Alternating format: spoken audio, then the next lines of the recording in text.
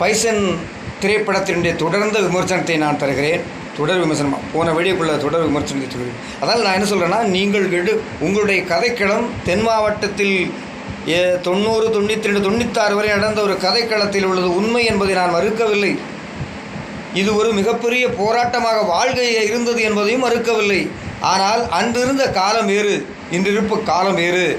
இன்று சென்னையிலேயே ஒரு மிகப்பெரிய ஒரு சாதாரண குடும்பத்திலே கண்ணகி நகரில் பிறந்த ஒரு பெண் ஆசியாவினுடைய கபடி போட்டியில் தங்கம் வென்று நாடு திரும்பியிருக்கிறார். இன்று எல்லோருக்கும் எல்லா வாய்ப்பும் இந்த மண்ணில் திறந்திருக்கிறது. எத்தனை அரசியல் தடைகளும் எத்தனை ஜாதி தடைகள் இருந்தாலும் இந்தியாவில் நீ ஒரு முயற்சி என்றும் முன்னோக்கி செல்கின்ற போது 1000 தடைக்கற்கள் உனக்கு இருந்தாலும் கை கொடுத்து தூக்கி வழிநடத்துவதற்கு இன்று பல வழிகள் பிறந்திருக்கிறது. அதை நீங்கள் உங்கள் படத்திலே வைத்திருக்க வேண்டும். இறுதி காலகட்டத்தில் அன்றிருந்தது வேற, இன்றிருந்த வேற நிலையை மாறி இருக்கிறது என்ற சொல்லை நீங்கள் உணர்த்த வேண்டும். அதை நீங்கள் சொல்ல இருக்க வேண்டும். ஒரு கடைசியிலேயாவது இன்று காலகட்டம் அப்படி அல்ல. இன்றைக்கி பார்த்தீங்கன்னா நிறைய பெண்கள், நிறைய ஏழை எளிய மாணவன் திண்டுக்கல்லிலிருந்து மிகப்பெரிய வேகப்பந்து வீச்சாளர் நடராஜன் ஒரு சாதாரண குடும்பத்தில் பிறந்தவர். கிரிக்கெட்டில் சென்று நமது இந்திய அணியினுடைய இடம் பெற்று உலக அளவில் விளையாடி வந்திருக்கிறார். ஒரு கையிழந்த சிறுவன் சேலம் மாவட்டத்திலே மாரியப்பன் என்பவர் உலக வேர்ல்டு கப்பில் சென்று பதக்கத்தை வென்று திரும்பியிருக்கிறார். இப்படியெல்லாம் வழி இருக்கிறது.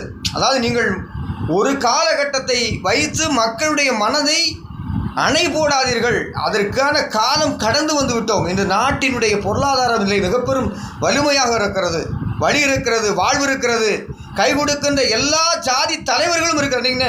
நீங்கள் அடிப்படையாக பண்ண எந்த இடத்துல போனாலும் எங்கேனாலும் ஒரு அமைப்பு தலைவர்கள் இருக்கா, எம்பி இருக்கிறார், எம்எல்ஏ இருக்கிறாரு, அமைச்சர் இருக்கிறாரு. எந்த சமூகத்துக்கும் அமைச்சர் பொறுப்பு இருக்குது. எல்லாம் வழியாக வர வேண்டும் வரை எந்த வழியில் வரலாங்க. நீங்கள் ஒரு தடை என்பதை மீண்டும் மீண்டும் விதைக்காதீர்கள். ஒரு சமூக மக்களுக்கும் இன்னொரு சமூக வேற்றுமை என்பதை அன்னைக்கு 2000க்கு முன்னால் இருந்த காலகட்டம் வேறு, இன்றைக்கி இருக்கிற காலகட்டம் வேறு. ஒரு பொருள் இந்த மண்ணில் இப்பொழுது யார் நினைத்தாலும் அந்த பொருளை அடைகின்ற சக்தி மனிதனுக்கு இருக்கிறது. இன்றைக்கி சாதாரண ஒரு மனிதன் 1000 ரூபாய்க்கு உழைக்கிறான். அந்த இடத்துக்கு இந்த நாட்டுடைய பொருளாதார நிலை ஏற்பட்டிருக்கிறது. மனதிலே அவர்கள் இப்பொழுது எண்ணத்தில் முழுவதும் பொருளாதாரத்தில் ஒவ்வொருவரும் முன்னேற வேண்டும், கல்வித்துறையில் முன்னேற வேண்டும், வாழ்விலுடைய எந்த பாதையாக இருந்தாலும் நான் வழி தேடி அலைந்து கொண்டு ஒவ்வொருவரும் இன்றைக்கி சென்னையை தேடி போகிறான், பெங்களூரை தேடி போகிறான், எங்கெல்லாமோ போகிறாங்க. அப்படி வாழ்வு மாற்றம் ஏற்பட்டிருக்கிறது. இதுபோல் படங்களை குறைத்துக் கொள்ளுங்கள் என்று உங்கள் படைப்பை நான் குறை சொல்லவில்லை. நன்றி, வணக்கம்.